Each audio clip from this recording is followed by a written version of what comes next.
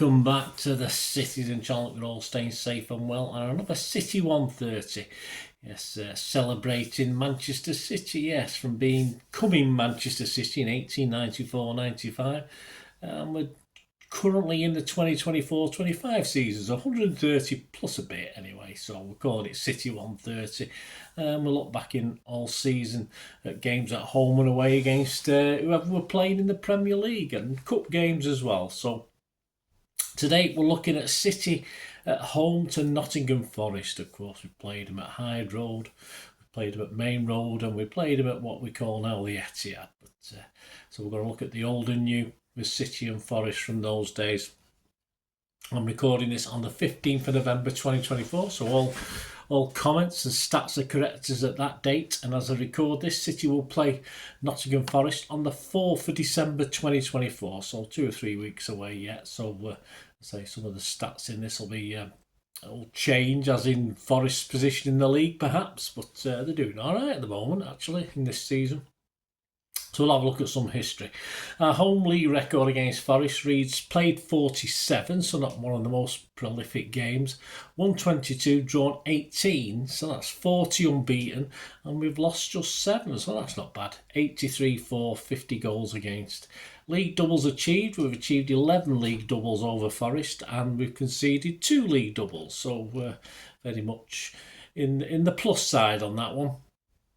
Our first ever league meeting was the 9th of April 1900, a 2-0 City win at Hyde Road in the First Division, and our biggest home win, reasonably new, 31st of August 2022, of course, so a couple of years ago as I'm recording this, City 6, Forest 0, and our biggest loss was in 1989, yes, so we lost 3-0 on the 18th of November. Managers, Forest, greatest ever manager. Well, I think you know who that is. Who's number 2? Well, number 2 is a guy called Billy Walker. He was one of the first ever managers to be in charge at the club. Had a very impressive career. He took charge in 1939 and stayed as manager until 1960. Yeah, so during this period, Walker managed to get the side promoted to the First Division in the late 50s and also helped them win the FA Cup. But let's be honest about it. We know who the number 1 is. There's only one, a genuine football legend, both as a player and a manager. He was a cracking player as well, and sort of had to retire early through injury. But of course, we're talking Brian Clough.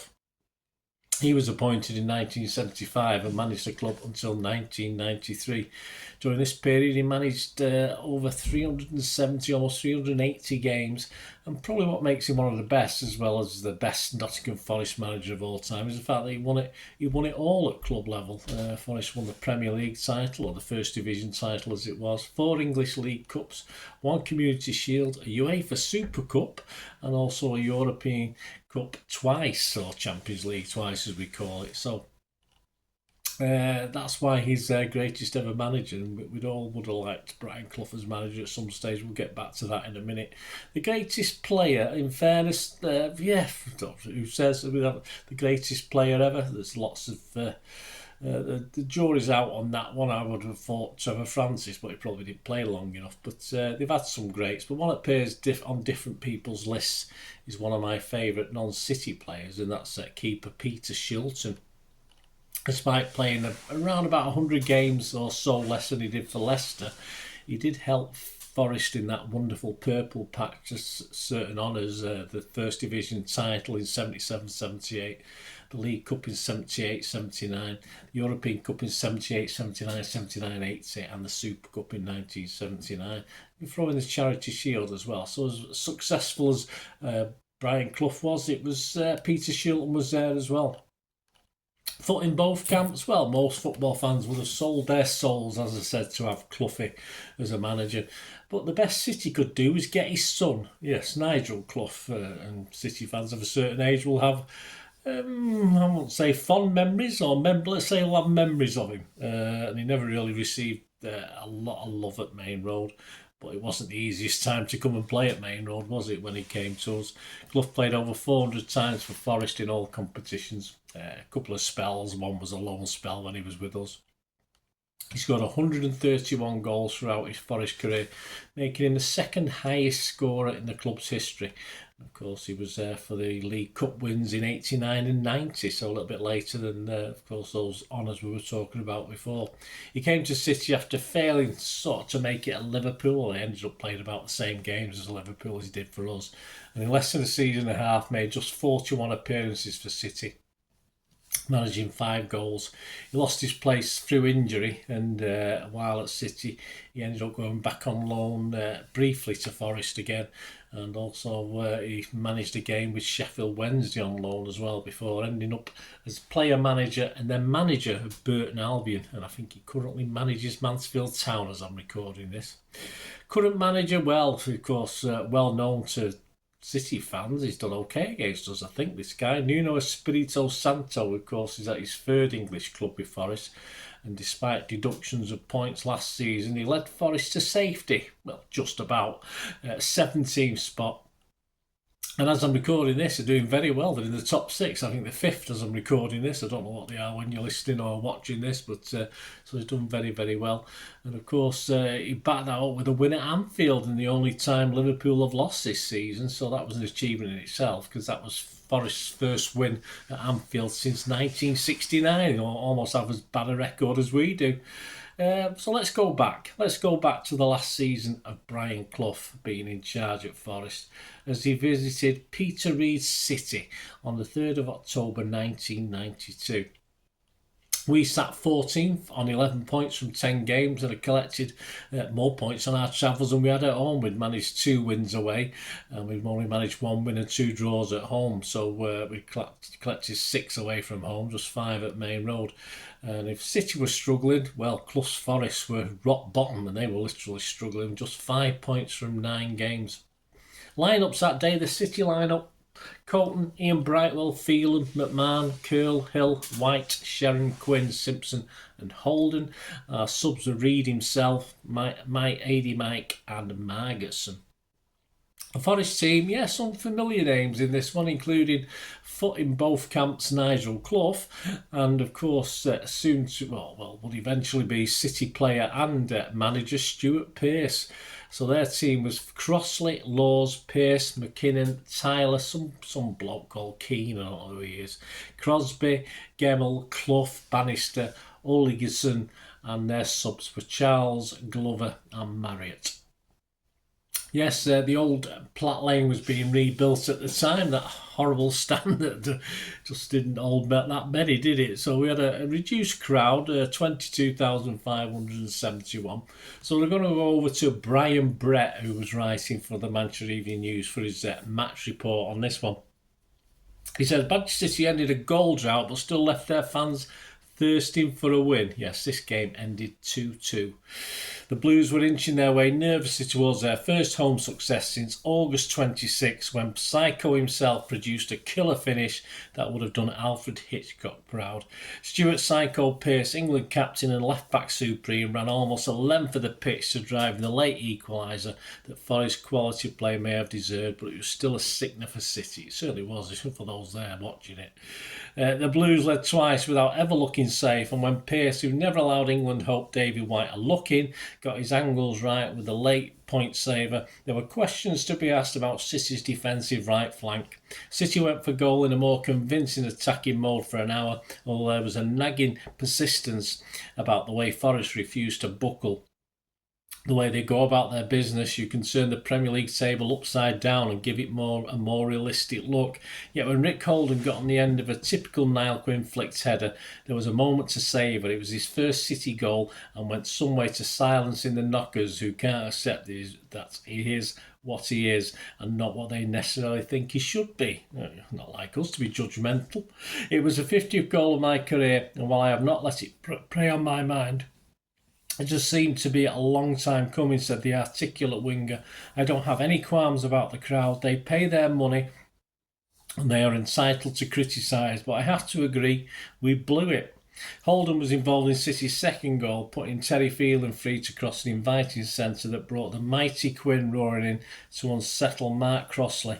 Fitzroy Simpson thrashed the loose ball into the net for his second goal for City, but then enter Hero Pearce taking a pass from Gary Bannister, and Tony Colton was picking the ball out of the net for the second time in a game that had scarcely produced a shot worthy of testing him. City can point to the enforced substitution of Steve McMahon as an upsetting feature. This time a bruised knee was a problem and follows the hamstring strain and toe operation that had sidelined him after a career in which he'd hardly had an injury of note. Well, what happens when you join City, you end up getting crocked all the time.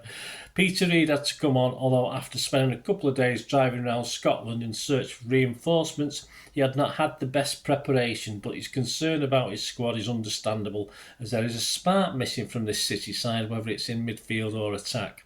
White became withdrawn into a midfield position that distilled the attacking threat. Young Mike Sherrin was lively, eager to shoot if occasionally too anxious in his distribution. Simpson spoiled his contribution by trying to mix it with the opposition before the ruckus even started, while Phelan's explosive pace is a smashing plus down the left. It certainly we had some good left backs, didn't we? Peter Reid's view on this game. We were a bit anxious, especially at Main Road, as we wanted to do well for the supporters. Forest are in a false position. They are a better side than the table suggests. Okay, although we have given away 2 leads. Pearcey must have done one of the longest 1-2s in the history of the game to score that second goal. We didn't pick him up and we paid the penalty. I am very disappointed, particularly over the way we let them in so late in the game. We were more adventurous in our approach. We have to get out there and work hard to get it right. And there you go. Ended, as I said, 2-2 that game. Reid City, of course, would finish 9th, and it would only last a few weeks of the following season as well. And Chairman Swales was also reaching the end game as far as his chairmanship was concerned, as Franny Lee's takeover was on the horizon. But of course, legend Brian Clough's time, it'd come to an end because Forest finished rock bottom as they were before this game, and although they're actually second half of the season form improved, it wasn't enough to rescue them, and they hit bottom spot in what of course was the inaugural season of the new Premiership at the time. So not a great way for Forest to finish. In fact, they didn't stay in the first division too long. A certain Frank Clark went there and got them back up fairly quickly, but that's another story, isn't it? Well, there you go, guys. Hope you enjoyed this. Were you there at this game? I was there at this game. It was a horrible time. It was an interesting time, let's say. Lots of booing, lots of other things going on and off the pitch. But let us know your memories, guys. Great to hear them say, did you remember that Stuart Pearce goal? What do you think of Nigel Clough? Of course, we didn't think of him when he came to us, but did he impress in this game? I don't particularly remember anything outstanding. Let me know your thoughts. It'd be great to hear. I hope you enjoyed this CITY130. As I said, there'll be constantly being done for home and away games throughout the season. Thanks for watching. Please, if you are new to the channel and you like what I try and do, please press that subscribe button, press the bell notifications, everything City past, present, as long as I can keep going. It'd be great to have you on board. Spread the word if you can, and if you do look through the channel for all my City stuff, you'll find stuff on film and TV as well, another passion of mine, so that'd be great if you like that, or you know somebody might like that who's perhaps not interested in the football. It'd be great to if you could just give them a kick in my direction. We do, if you want to support the channel, we do have ways of supporting the channel. If you can just watch a couple of adverts, that's fantastic. Or we do have sponsors and we do have memberships as well, which with certain things you can get from that. So please stay tuned to find out more. Well, I hope you enjoyed the feature, and if you can support me through the subscription, if you can subscribe, guys, that'd be wonderful if you've not already done so. We do actually have memberships at the moment, just 99p a month, so you get access to all my City stuff, including all the history vlogs, dozens and dozens not been published yet that you get immediate access to, and every time I do edit and do a vlog, you get immediate access to it as well. So you can have a copy of scripts as well if you want any hard copy of the sort of things I do on matches and teams and managers and players, etc, etc. So if you can join the membership, that'd be wonderful. We do have sponsors at the moment. P6505 are our current sponsor. They have a little eBay shop, so if you check in the comments section, there's a link there to the shop. They sell movie posters from the 90s and 2000s. They sell DVDs, some classic Hollywood movies, some classic foreign language ones. And if you do see anything you fancy on there, if you do place an order, just mention me, just say Bernard sent you, and you automatically get 10% reduction in the cost of your order. So fill your boots, guys, and my thanks to P6505. And yeah, if you want to support the channel just by watching the ads, that helps. Watch the ads, let them play through while you just have to check your phone or something, let it play out. And of course, if you follow any of the links, that always works as well. If you follow a link to one of the ads and you fancy something, I've done it myself. I've followed a link and actually purchase something from another organisation. But it can happen. It can happen. Not all ads are stuff you're not interested in. And of course, if you can give us a like, guys, that's be absolutely fantastic. All likes are much appreciated. Anyway, thanks for watching. Until the next time, of course, I only ever ask one thing, don't I? Please, I ask you all to stay safe, especially you Blues. Until the next time, come on, City. Bye for now.